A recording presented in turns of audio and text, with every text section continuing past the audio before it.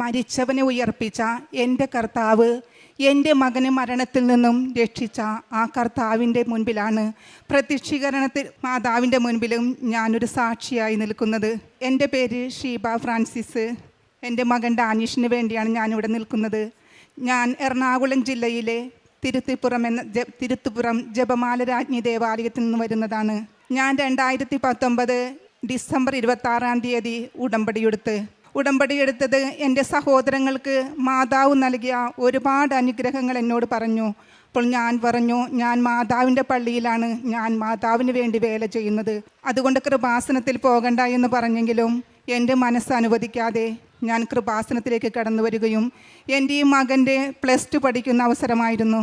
അവന് തുടർന്നുള്ള പഠിപ്പ് എങ്ങനെ മുന്നോട്ട് പോകണമെന്നറിയാൻ വേണ്ടി ഞാനിവിടെ വന്ന് ഉടമ്പടി എടുത്ത് പ്രാർത്ഥിച്ചു. തിരിച്ചുപോയി അന്ന് തുടങ്ങി അരമണിക്കൂർ ബൈബിൾ വായിക്കുവാനും ദിവസവും ദേവാലയത്തിൽ പോകുവാനും ഇടയായി. ശനിയാഴ്ച ഞായറാഴ്ച മാത്രമാണ് ഞാൻ ദേവാലയത്തിൽ പോയിരുന്നത്. അന്ന് തുടങ്ങി ദിവസവും ദേവാലയത്തിൽ പോകുവാനും ദിവ്യബലിയിലൂടെ എനിക്കൊരുപാട് ശക്തി ലഭിക്കുവാനും ഇടയായി. ഞാൻ എന്ത് ദിവ്യബലിയിലൂടെ പ്രാർത്ഥിച്ചാലും എനിക്കത് മാതാവും ഈശോയും കൂടി സാധിച്ചു തരുമായിരുന്നു. അന്ന് തുടങ്ങി ഞാൻ ഒരുപാട് വേദനകളിലൂടെയും രോഗങ്ങളിലൂടെയും കടന്നു പോകും. അപ്പോൾ എൻ്റെ സഹോദരങ്ങൾ എന്നോട് പറയും, നീ ഒരുപാട് ദേവാലയത്തിന് വേണ്ടി വേല ചെയ്യുന്നല്ലോ, എന്നിട്ട് നിനക്ക് രോഗങ്ങൾ ഒഴിഞ്ഞിട്ട് നേരമില്ലല്ലോ എന്ന്. എന്നാലും ഞാൻ പറയും, എനിക്ക് രോഗങ്ങൾ വന്നാൽ എന്നെ കൂടുതലായി അതിൽ കഴിഞ്ഞെഴുമ്പോൾ എന്നെ കൂടുതലായി ശക്തിപ്പെടുത്തും. അങ്ങനെ കൊറോണ വന്നതിന് ശേഷം ഞാൻ പുതുക്കാൻ വന്നിരുന്നില്ല. അങ്ങനെ കടന്നുപോയി. ജൂൺ മാസം എൻ്റെ മോനെ പരീക്ഷ എടുത്തിരിക്കുന്ന സമയം അവൻ ITL ചേർന്നു. പരീക്ഷ എടുത്തിരിക്കുന്ന സമയത്ത് അവൻ ഒരാഴ്ച കൂടിയുള്ള പരീക്ഷയ്ക്ക് അവൻ സ്കൂളിൽ പോകാൻ ഇറങ്ങിയപ്പോൾ അവന് വയറുവേദന എന്ന് പറഞ്ഞ് അവൻ തിരിച്ച് വീട്ടിലേക്ക് കയറി. അപ്പോൾ ബാത്റൂമിൽ പോയി വന്നിട്ട് എന്നോട് പറഞ്ഞ്, അമ്മച്ചി ഞാനിന്ന് ക്ലാസ്സിൽ പോകണില്ല, എനിക്ക് വയറുവേദന എടുക്കണമെന്ന്. ഞാൻ പറഞ്ഞു, മോനെ ക്ലാസ്സിൽ പോ, അടുത്ത ആഴ്ച പരീക്ഷയിലെന്ന് പറഞ്ഞ്. അവൻ പോയി കിടന്നു.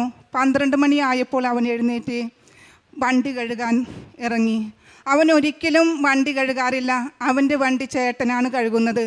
അന്ന് അവൻ 12 മണിക്ക് എന്തോ അവന് തോന്നിയിട്ട് അവൻ ചെയിൻ ഓണാക്കിയിട്ട് വണ്ടി കൈ വെച്ച് തുണി കൊണ്ട് തുടച്ചപ്പോൾ അവൻ്റെ കൈ മുറിഞ്ഞ് പകുതി പോലും കഷ്ണം പോയി.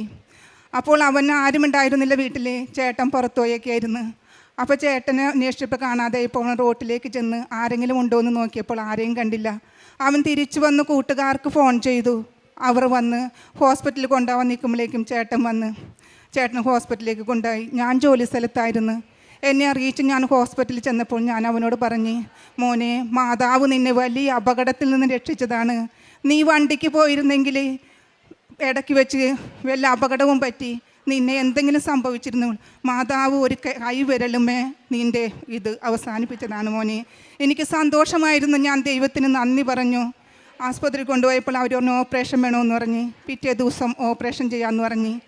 വീട്ടിൽ രാത്രിയായപ്പോൾ അവൻ പറഞ്ഞ് എൻ്റെ കഷ്ണം അവിടെ കിടപ്പുണ്ടാന്ന് നോക്കുന്ന ചേട്ടനോട് പറഞ്ഞ്. അപ്പോൾ വലിയൊരു കഷ്ണം ആ വണ്ടിയുടെ അടുത്ത് കിടക്കുന്നു.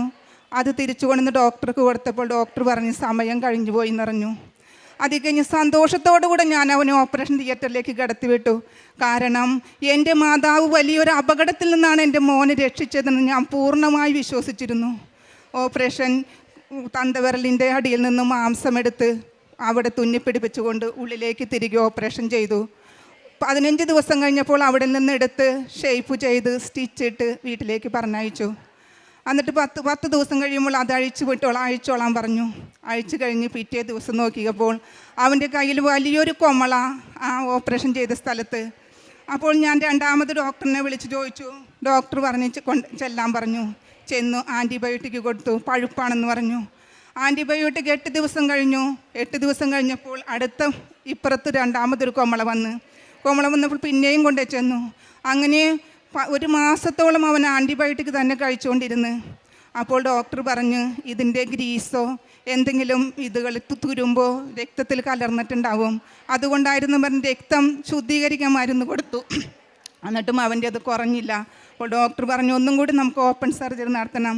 രണ്ടാമത് ഈ ഓപ്പറേഷൻ ചെയ്ത ഭാഗം തുറന്ന് രണ്ടാമത് ക്ലീൻ ചെയ്ത് രണ്ടാമതും വെച്ചു. അപ്പോൾ ഡോക്ടർ പിറ്റേ ദിവസം രാജഗിരി ഹോസ്പിറ്റലിലേക്ക് പോകുമായിരുന്നു. ഞാൻ കണ്ടിരുന്നത് ചാലാക്ക മെഡിക്കൽ കോളേജ് ഹോസ്പിറ്റലിലാണ്.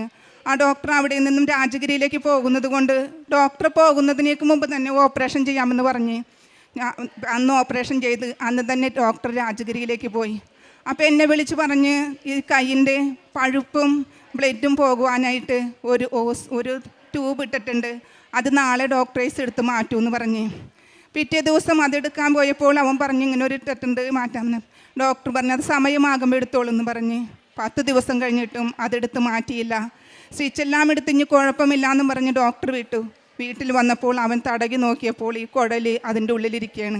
എന്നോട് പറഞ്ഞപ്പോൾ ഞാൻ പറഞ്ഞു മോനെ അത് തൊലി എങ്ങാനും ആയിരിക്കും എന്ന് പറഞ്ഞ്. ഇല്ല മിച്ചി അത് ആടുന്നുണ്ടെന്ന് പറഞ്ഞ്.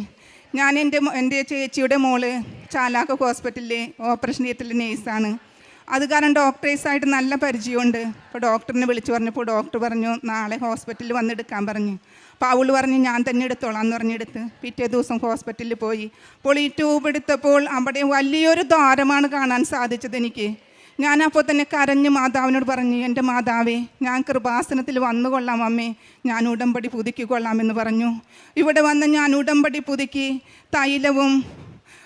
തൈലം കൊണ്ടുപോയി ഞങ്ങൾ രാത്രി പ്രാർത്ഥന എത്തിക്കാനിരുന്നപ്പോൾ എൻ്റെ മോൻ്റെ കയ്യിൽ പുരട്ടിക്കൊണ്ട് വിശ്വാസ പ്രമാണം ചൊല്ലി ഞാൻ പുരട്ടി. ഒരു ദിവസം പുരട്ടിയപ്പോഴേക്കും പിറ്റേ ദിവസമായപ്പോഴേക്കും അത് ഉണങ്ങി. നോക്കിയപ്പോൾ യാതൊരു പാട് പോലും എനിക്ക് കാണാൻ സാധിച്ചില്ല. അത് പൂർണ്ണമായി ഉണങ്ങിയതായിട്ടാണ് ഞാൻ കണ്ടത്. ഞാനപ്പോൾ സാക്ഷ്യം പറയുവാൻ പിറ്റേ മാസം ഞാൻ ഇവിടെ വന്നപ്പോൾ മകനെയും കൊണ്ടുവരണമെന്ന് പറഞ്ഞ് അവൻ വരാൻ കൂട്ടാക്കിയില്ല. ഞാനിവിടെ വന്ന് സാക്ഷ്യം പറയുമ്പോൾ കൂട്ടുകാരൊക്കെ എന്നെ കളിയാക്കുമെന്ന് പറഞ്ഞ് അവൻ വന്നില്ല.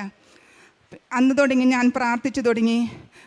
രണ്ടാമതും പുതുക്കി മൂന്നാമത് പുതുക്കുന്ന സമയമായപ്പോൾ ഞാൻ പറഞ്ഞു എൻ്റെ മാതാവേ അവിടെ ചെല്ലുമ്പോൾ എല്ലാവരും ചോദിക്കും സാക്ഷ്യം പറഞ്ഞില്ല എന്ന്. എനിക്കൊരു സാക്ഷ്യം പറയാനില്ലല്ലോ ഈശോയെ. അതുകൊണ്ട് ഞാൻ 2 മാസം 3 മാസം വരെ പുതുക്കിയില്ല. ഓരോ കാരണത്താലും എൻ്റെ വീട് പണിയാലും ഞാൻ നീങ്ങിപ്പോയി. അങ്ങനെ ഇരിക്കുമ്പോഴാണ് ഈ ജൂൺ മാസം 16-ാം തീയതി അവൻ്റെ കയ്യിൻ്റേത് മുറിഞ്ഞു പോയി. 14-ാം തീയതി ഞാൻ അവനോട് ചോദിച്ചു മോനെ നിൻ്റെ കയ്യിൻ്റെ മുറിഞ്ഞിട്ട് 1 വർഷമാവുകയല്ലേ എന്ന്. അതേ അമ്മച്ചി എന്ന് പറഞ്ഞു. ശനിയാഴ്ച അവൻ ജോലിക്ക് പോയി ശനിയാഴ്ച നൈറ്റ് നിന്ന് ഞായറാഴ്ച ഡേക്ക് കയറിയപ്പോൾ 11:15 അവന് ആ ബാതിലെ ചെമ്മീനൊക്കെ കയറ്റി അയക്കുന്ന കമ്പനിയിലാണ് ജോലി. അവിടെ ഫ്രീസറിൻ്റെ ജോലിയാണ്. അവൻ കറണ്ടിൻ്റെ ലൈൻ വലിച്ചു കൊണ്ടിരിക്കുമ്പോൾ അവന് പെട്ടെന്ന് ഷോക്കേറ്റ് അവൻ വെള്ളത്തിലേക്കാണ് വീണത്. രണ്ടാമത് വേറൊരു മകന് പിടറ്റിയിട്ട് അവൻ പുറത്തേക്കും വീണ്. അവന് ബോധമുണ്ടായിരുന്നു. ഇവൻ വീണ വശം തന്നെ അവൻ കിടന്ന് പെടഞ്ഞ് വായിൽ നിന്നും അപ്പോൾ തന്നെ ഞൊരയും പതയും വന്നു. അവൻ്റെ നൊലോളി കേട്ട് താഴെ മാനേജർ വന്നിരുന്നു. ഒറ്റ ദിവസം ഞായറാഴ്ച പോലും ആ മാനേജർ വരാത്ത മാനേജറിനെ ദൈവം ആ സമയത്ത് അവിടെ കൊണ്ടുവന്നു. കരച്ചിൽ കേട്ടപ്പോൾ മാനേജർ പെട്ടെന്ന് കറണ്ട് പിടിച്ചതായിരിക്കുമെന്ന് ഓഫ് ചെയ്ത് മുകളിലേക്ക് വന്നപ്പോഴാണ് ഇവൻ അബോധാവസ്ഥയിൽ കിടക്കുന്നത് കണ്ടത്. അപ്പോൾ തന്നെ ഫയർവേസിനെ വിളിച്ച് അവർ വന്ന് CPR കൊടുത്ത് അവന് ഹോസ്പിറ്റലിൽ എത്തിക്കുമ്പോൾ അവന് ജീവനുണ്ടായിരുന്നില്ല. ഒരല്പം മാത്രം ജീവനിലാണ് അവൻ ഹോസ്പിറ്റലിലേക്ക് എത്തിയത്. ഇതറിഞ്ഞ് ഞങ്ങളെ അറിയിച്ചു. ഞങ്ങൾ ഹോസ്പിറ്റലിലേക്ക് ചെന്നപ്പോൾ അവനെ കണ്ട കാഴ്ച എൻ്റെ നെഞ്ച് തകരുന്നതായിരുന്നു. കണ്ണു തുറന്ന് വായ പൊളിച്ച് അവൻ കിടക്കുന്നു മരിച്ച പോലെ. ഞാൻ എൻ്റെ ഡോക്ടറേഴ്സിനോട് ചോദിച്ചു എൻ്റെ മകൻ മരിച്ചോ ഡോക്ടറെ എന്ന്. പില്ലാമിച്ച് പ്രാർത്ഥിക്കാൻ പറഞ്ഞു. ഞാൻ എൻ്റെ കയ്യിൽ കാശ് രൂപവും തൈലവും ഞാൻ കരുതിയിരുന്നു. കാശ് രൂപം അവൻ്റെ നെറ്റിക്കൽ വെച്ചു. തൈലം പുരട്ടി ഞാൻ 3 പ്രാവശ്യം തൈലം പുരട്ടി ഞാൻ വിശ്വാസ പ്രമാണം ചൊല്ലി. എൻ്റെ നെഞ്ച് പൊട്ടിയുള്ള വിശ്വാസ പ്രമാണമായിരുന്നു അത്. എൻ്റെ ജീവിത പങ്കാളിയും ചൊല്ലി. ഡോക്ടർ പറഞ്ഞു അമ്മച്ചിയെ കൊണ്ടുപോയി ഇരുത്തെന്ന്. ഞാൻ വരാന്തയിൽ മെഡിക്കൽ ട്രസ്റ്റ് ഹോസ്പിറ്റലിലേക്കാണ് കൊണ്ടുപോയത്. ആ മെഡിക്കൽ ട്രസ്റ്റ് ഹോസ്പിറ്റലിൻ്റെ വരാന്തയിലിരുന്ന് ഞാൻ കൈ വിരിച്ച് പിടിച്ചുകൊണ്ട് വിശ്വാസ പ്രമാണം ചൊല്ലി പ്രാർത്ഥിച്ചു. വിശ്വാസ പ്രമാണം ഇത്ര ശക്തിയുള്ളതാണെന്ന് ആ നിമിഷമാണ് ഞാൻ അറിഞ്ഞത്. എന്നെ ഓരോ വിശ്വാസ പ്രമാണം ചെല്ലുമ്പോഴും എൻ്റെ മാതാവിനെ ശക്തിപ്പെടുത്തുകയായിരുന്നു.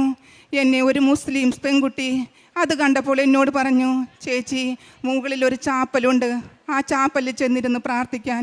എന്നെ കൊണ്ടുപോയി ആ മകൾ ആ ചാപ്പലിലാക്കി. ഞാനും എൻ്റെ ജീവിത പങ്കാളിയും മുട്ടുമേൽ നിന്ന് വിശ്വാസ പ്രമാണം ചൊല്ലിക്കൊണ്ടിരുന്നു. അതിലേക്ക് കടന്നു പോകുന്ന എല്ലാവരും ഞങ്ങളെ നോക്കി. അവർ പറഞ്ഞു, അവരുടെ പ്രാർത്ഥന സഫലമാക്കണേ കർത്താവേ എന്ന് പറഞ്ഞു എന്നാണ് പിന്നീട് എന്നെ കണ്ടവർ പറഞ്ഞത്. ഞങ്ങൾ വിശ്വാസ പ്രമാണം ചൊല്ലി പ്രാർത്ഥിച്ചു കൊണ്ടിരുന്നു. ഞങ്ങളുടെ നാട്ടിലാണെങ്കിൽ മകൻ മരിച്ചുവെന്ന് പറഞ്ഞ് ഞങ്ങളുടെ വീടിൻ്റെ വാതിക്കലേക്ക് ആളുകൾ വന്നു തുടങ്ങി. എല്ലാവരും മരിച്ചുവെന്ന് എന്നെ ആശ്വസിപ്പിക്കുവാൻ എൻ്റെ സഹോദരങ്ങൾ കടന്നു വന്നു. ഞാൻ അവരോട് പറഞ്ഞു, എൻ്റെ മോൻ അവിടെ വെച്ച് ജീവനോടുകൂടി ഹോസ്പിറ്റലിൽ എത്തിച്ചുവെങ്കിൽ എൻ്റെ മോൻ ഇനി ഒരിക്കലും മരിക്കില്ല. എനിക്ക് പൂർണ്ണ വിശ്വാസമുണ്ട് എൻ്റെ മോന് ജീവൻ നൽകുമെന്ന് ഞാൻ അവരോടെല്ലാവരോടും പറഞ്ഞു. കാരണം എൻ്റെ സംസാരവും ഇതുമെല്ലാം കേട്ടപ്പോൾ അവർ അതിശയിച്ചു പോയി. പിന്നെയും ഞാൻ പ്രാർത്ഥിച്ചു കൊണ്ടിരുന്നു. പിറ്റേ ദിവസം നേരത്തോട് നേരമായപ്പോഴേക്കും അവന് വെന്റിലേറ്ററിൻ്റെ സഹായം കൂടാതെ ശ്വസിക്കാമെന്ന് പറഞ്ഞു. വെന്റിലേറ്റർ കയറ്റിയപ്പോൾ ഡോക്ടർ പറഞ്ഞു, അവനോട്, എൻ്റെ മൂത്ത മകനോട് പറഞ്ഞു, ഇവന് ജീവൻ 1% മാത്രമേ ഉള്ളൂ. 99% അവൻ മരിച്ചു കഴിഞ്ഞു. ഇനി 1% ജീവിക്കുകയാണെങ്കിൽ അവൻ അവന് ഇതായി തളർന്നു കിടക്കുകയുള്ളൂ, യാതൊരു കാര്യവുമില്ല എന്ന് പറഞ്ഞു. മകനോട് പറഞ്ഞു, അവയവ ധ്യാനത്തിന് നിങ്ങൾ ദാനത്തിന് തയ്യാറാണോ എന്ന്. അവൻ കരഞ്ഞുകൊണ്ട് പുറത്തേക്ക് ഓടി. അവന് രണ്ടാമതും അവർ വിളിച്ചു. അവസാന നിമിഷം ഒന്നും കണ്ടോട്ടെ എന്ന് പറഞ്ഞ് അവനെ വിളിച്ചു. അവനെ കാണിച്ചു. അവന് കണ്ടു നിൽക്കുന്നതിലപ്പുറമായിരുന്നു. അവൻ നിന്നില്ല എന്നാണ് പറയുന്നത്. ഓടി പുറത്തിറങ്ങി. ഡോക്ടർമാർ കൈയൊഴിഞ്ഞു. ആ നിമിഷം എൻ്റെ കൃപാസന മാതാവും ഈശോയും കൂടി എൻ്റെ മകൻ്റെ അരികിലിരുന്ന് അവനെ സുഖപ്പെടുത്തുകയായിരുന്നു. അവൻ നേരത്തോട് നേരമായപ്പോഴേക്കും കൃത്രിമ ശ്വാസം വിട്ട് അവൻ തന്നെ കുറച്ച് ശ്വസിക്കുവാൻ തുടങ്ങി. എന്നോട് നേഴ്സുമാർ വന്ന് പറഞ്ഞു, അവൻ ശ്വാസം എടുത്തു തുടങ്ങിയെന്ന്. ആ നിമിഷം ഞാൻ ചേട്ടനോട് പറഞ്ഞു, നമുക്ക് കൃപാസനത്തിൽ പോകാം മോൻ, ഇപ്പോൾ തന്നെ കൃപാസനത്തിൽ പോകാം എന്ന് പറഞ്ഞ് ഞങ്ങൾ കാറിന് ആ നിമിഷം തന്നെ കൃപാസനത്തിലേക്ക് വന്നു. ഞാൻ പുറത്തെത്തിയപ്പോൾ ഒരു പൂമാലയുമായി എൻ്റെ അടുക്കിലേക്ക് ഒരു പെണ്ണ് വന്നു. ഞാൻ അത് വാങ്ങി മാതാവിന് നന്ദി പറഞ്ഞുകൊണ്ട് ഞാൻ മാതാവിൻ്റെ കഴുത്തിലിട്ടു. ഞാൻ ഇവിടേക്ക് വന്നു. അവൻ്റെ ഫോട്ടോ സഹിതമാണ് ഞാൻ കൊണ്ടുവന്നത്. ഞാനിവിടെ നിൽക്കുന്ന ആ പ്രേക്ഷിതയോട് പറഞ്ഞു, എൻ്റെ മോഹനിന് തീരെ ഇതുമായിട്ടാണ്, എനിക്കൊന്ന് അച്ഛനെ കാണണമെന്ന്. അച്ഛൻ അവിടെ നിന്ന് പോയിരുന്നു. അതുകൊണ്ട് ഞാൻ ആ ഫോട്ടോ ഇവിടെ ചാപ്പലിൽ വെച്ച് ഞാൻ പ്രാർത്ഥിച്ചു മുട്ടുകൂത്തി നിന്ന് ഞാനും എൻ്റെ ചേട്ടനും 33 വിശ്വാസ പ്രമാണം ചൊല്ലിയത് നന്ദി പറഞ്ഞുകൊണ്ടാണ്. മക്കളെ, വിശ്വാസ പ്രമാണം ഇത്ര ശക്തിയുണ്ടെന്ന് ഞാൻ അറിഞ്ഞിരുന്നില്ല. ഞാൻ ചൊല്ലി വിശ്വാസ പ്രമാണം ചൊല്ലി നമുക്ക് പോകാമെന്ന് പറഞ്ഞ് പുറത്തിറങ്ങി. കാറിൽ കയറി കുറച്ച് ചെന്നപ്പോഴേക്കും എൻ്റെ മൂത്ത മകൻ വിളിച്ചു പറഞ്ഞു, അമ്മേ, ഡാനിക്കുട്ടൻ്റെ കണ്ണ് തുറന്നു, അമ്മച്ചിയെ അന്വേഷിക്കണമെന്ന്. എൻ്റെ കർത്താവിന് എത്ര നന്ദി പറഞ്ഞാലും എനിക്ക് മതിയാകില്ല. സന്തോഷം കൊണ്ട് ഞാൻ തുള്ളിച്ചാടുകയായിരുന്നു. ഈശോയുടെ മുൻപിൽ ഞാൻ ചാപ്പലിൽ ചെന്ന് നന്ദി പറഞ്ഞ് ഞാൻ പ്രാർത്ഥിച്ചു. പിന്നെയുള്ള ദിവസങ്ങൾ മുഴുവനും നന്ദി പറയാനാണ് ഞാൻ ചാപ്പലിൽ പോയത്. 3-ാം ദിവസം അവനെ ICUവിൽ നിന്നും ഇറക്കി. അപ്പോൾ ഒരു ബില്ല് കൊണ്ട് ചെല്ലാൻ പറഞ്ഞ് ഞാൻ ICUവിലേക്ക് കയറിയപ്പോൾ ആ നേഴ്സുമാർ എന്നോട് പറഞ്ഞത്, ഇവനെ ഈ രീതിയിൽ ഇറക്കുമെന്നോ ഞങ്ങൾക്കോ ഡോക്ടർമാർക്കോ ഒട്ടും പ്രതീക്ഷയുണ്ടായിരുന്നില്ല എന്നാണ്. അങ്ങനെ 3-ാം ദിവസം അവനെ ICUവിൽ നിന്നും ഇറക്കി റൂമിലേക്ക് മാറ്റി. അപ്പോൾ ഡോക്ടർ എന്നോട് പറഞ്ഞ്, അവനെ നടത്തിക്കരുത് കേട്ടാ, കിടന്ന കിടപ്പിലെല്ലാം ചെയ്യണം. ബാത്റൂമിൽ പോകണമെന്ന് പറയണമെങ്കിൽ മൂത്രമൊഴിക്കണമെങ്കിലൊക്കെ നിങ്ങൾ പാത്രം വെച്ച് കൊടുത്താൽ മതി, അവൻ എഴുന്നേൽപ്പിക്കണ്ടെന്ന് പറഞ്ഞ്. ഞാൻ അവനെ കൊണ്ട് നടത്തി. 1 മണിക്കൂർ കഴിഞ്ഞപ്പോൾ അവന് ബാത്റൂമിൽ പോകണമെന്ന് പറഞ്ഞ്. ഞാൻ പറഞ്ഞു, മോനെ, ബാത്റൂമിൽ പോകണ്ടെന്നാണ് ഡോക്ടർ പറഞ്ഞേക്കണത്. ഞാൻ ഓടി ചെന്ന് നേഴ്സിൻ്റെ അടുത്ത് നിന്ന് ബാത്റൂമിൽ മൂത്രമൊഴിക്കാനായിട്ട് പാത്രം മേടിച്ചു തൊട്ട് അവൻ സമ്മതിച്ചില്ല. എനിക്ക് ബാത്റൂമിൽ തന്നെ പോകണമെന്ന് പറഞ്ഞ്. ഞാൻ എന്നിട്ട് ഒരു ചേച്ചിയുടെ മോളും ഉണ്ടായിരുന്നു, അവളും കൂടി പിടിച്ച് 2 കൈമേ പിടിച്ച് ഞാൻ ബാത്റൂമിലേക്ക് കൊണ്ടുപോയി. ബാത്റൂമിൽ കയറിയ ഉടനെ തന്നെ അവൻ കുറ്റിയിട്ട് വാതിലിൻ്റെ. ഞങ്ങൾ പേടിച്ചു പോയി. തിരിച്ചവൻ നടന്നു വന്നത് ഒറ്റയ്ക്കാണ് മക്കളെ, ഒറ്റയ്ക്ക് അവൻ വന്ന് കയറിയിരുന്നു. പിറ്റേ ദിവസം ഡോക്ടർ വന്നപ്പോൾ ഡോക്ടർ പതുക്കെ എഴുന്നേൽപ്പിക്കാൻ ഇവിടെ നോക്കണേ. ഇവൻ ചാടി എഴുന്നേറ്റ് ഡോക്ടർ പതുക്കെ നടക്കാൻ പറഞ്ഞപ്പോൾ അവൻ ഓടി നടക്കുകയായിരുന്നു ചെയ്തത്. എൻ്റെ മോന് ഇത്ര വലിയ അത്ഭുതം ചെയ്തത് മാതാവാണ്. ഞാൻ ദിവസവും ദിവ്യബലിയിൽ പങ്കെടുക്കുമായിരുന്നു. ആ ദിവ്യബലിയുടെ ശക്തി ഇത്രയുമാണെന്ന് ഞാൻ പ്രാർത്ഥിച്ചിരുന്നതാണ്. അച്ഛൻ എന്നും പ്രാർത്ഥിക്കാറുണ്ട്. 38 വർഷം ഞാൻ അർപ്പിച്ച ബലിയുടെ യോഗ്യതയാലെന്ന് ഞാനും പ്രാർത്ഥിച്ചു. മക്കളെ, ഞാൻ ദിവസവും അർപ്പിക്കുന്ന ദിവ്യബലിയുടെ യോഗ്യതയാൽ എൻ്റെ മോനെ സുഖപ്പെടുത്തണമെന്ന് ഞാൻ കരഞ്ഞു പ്രാർത്ഥിച്ചിരുന്നു. ആ ദിവ്യബലിയുടെ ശക്തിയാലാണ് എൻ്റെ മോനെ സുഖപ്പെടുത്തിയത്. ഓരോ ദിവസവും നമ്മൾ അർപ്പിക്കുന്ന ദിവ്യബലി ദൈവത്തിൻ്റെ മുൻപിൽ വലിയതാണെന്ന് ഞാൻ മനസ്സിലാക്കി. നമ്മൾ അർപ്പിക്കുന്ന ഓരോ ജപമാലയും ദൈവസന്നിധിയിൽ വലുതാണെന്ന് ഞാൻ മനസ്സിലാക്കി. ഇല്ല എങ്കിൽ എൻ്റെ മോനെ ഇന്ന് തിരിച്ചു കിട്ടില്ല എന്ന് എനിക്ക് പൂർണ്ണ ഉറപ്പുണ്ട്. ഓരോ ദിവസവും ഞാൻ നന്ദി പറഞ്ഞ് മാതാവിനോട് ദിനം പ്രതി പ്രാർത്ഥിച്ചു കൊണ്ടിരിക്കുകയാണ്. എൻ്റെ മോനിപ്പോൾ പൂർണ്ണ ആരോഗ്യത്തോടെ മുമ്പിൽ നിൽക്കുന്നു. വെന്റിലേറ്ററിൽ കിടന്നതിൻ്റെ ആ ഒരു ശബ്ദം മാത്രമേ ശരിക്കും ശബ്ദം വന്നിട്ടില്ല. ബാക്കിയെല്ലാം അവൻ ഓക്കെയാണ്. ഞാൻ അവന് കൊടുക്കാം. യേശുവേ നന്ദി. യേശു സൗണ്ടില്ലാതെ പറയാൻ പറ്റില്ല. എൻ്റെ ജീവൻ തിരിച്ചാൽ യേശുവിന് 1000 നന്ദി. ഞാൻ പ്രേക്ഷിത വില ചെയ്യുന്നുണ്ട്. രോഗികളെ ചെന്ന് കാണും, അവർക്ക് വേണ്ടി ആവശ്യമായ പൈസകൾ കൊടുക്കും. ഞാൻ പിറ്റേ ദിവസം ചാപ്പലിൽ നന്ദി പറയാൻ ചെന്നപ്പോൾ ഒരു സഹോദരി എന്നോട് കരഞ്ഞിരിക്കുന്നു. ഞാൻ എൻ്റെ വിഷമം ഞാൻ അവളോട് പറഞ്ഞു, അവളുടെ വിഷമം എന്നോട് പറഞ്ഞു. അപ്പോൾ അവൾ പറഞ്ഞ്, എനിക്ക് പേര് എൻ്റെ കെട്ടി ജീവിത പങ്കാളി ഡയാലിസിസിന് വേണ്ടി ഇവിടെ കിടന്നിരിക്കുകയാണ്. പൈസകളുണ്ടായത് മുഴുവൻ തീർന്നു പോയി. ഇപ്പോൾ ഡിസ്ചാർജ് ആവണ്. ഞാൻ എന്തു ചെയ്യുമെന്നോർത്ത് ഞാൻ വന്നിരുന്ന് കരഞ്ഞതാണെന്ന്. അപ്പോൾ തന്നെ ഞാൻ പോയി എൻ്റെ അടുത്തുണ്ടായിരുന്ന 1000 രൂപ കൊടുക്കുകയും ഞാൻ പറഞ്ഞ്, എൻ്റെ അടുത്ത് ഇതുള്ള മോളെ, ഞാൻ ഇനി മറ്റുള്ളവരോട് പറഞ്ഞു മോളെ സഹായിക്കാമെന്ന്. ആ നിമിഷം തന്നെ എൻ്റെ സഹോദരങ്ങളോട് എല്ലാവരോടും ഞാൻ പറഞ്ഞു. ആ നിമിഷം തന്നെ അവൾക്ക് 13,000 രൂപ പറഞ്ഞ് അവൾക്ക് അപ്പോൾ തന്നെ അയച്ചു കിട്ടി. പിറ്റേ ദിവസവും അവൾ പറഞ്ഞു, അങ്ങനെ ഒരു 20,000 രൂപയോളം എന്നാൽ കഴിയുന്ന വിധത്തിൽ മറ്റുള്ളവരോട് പറഞ്ഞ് ഞാൻ അവളെ സഹായിച്ചിട്ടുണ്ട്. അതുപോലെ രോഗികൾ എവിടെ കണ്ടാലും ഞാൻ അവരോട് വിശേഷം ചോദിക്കും.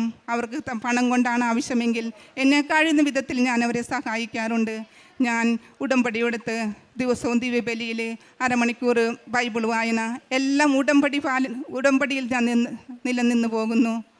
ഇത്രയും വലിയ അനുഗ്രഹം എനിക്ക് വേണ്ടി ഈശോയും മാതാവും ചെയ്തു തന്നെന്ന് ഞാൻ 1000 നന്ദി പറയുന്നു.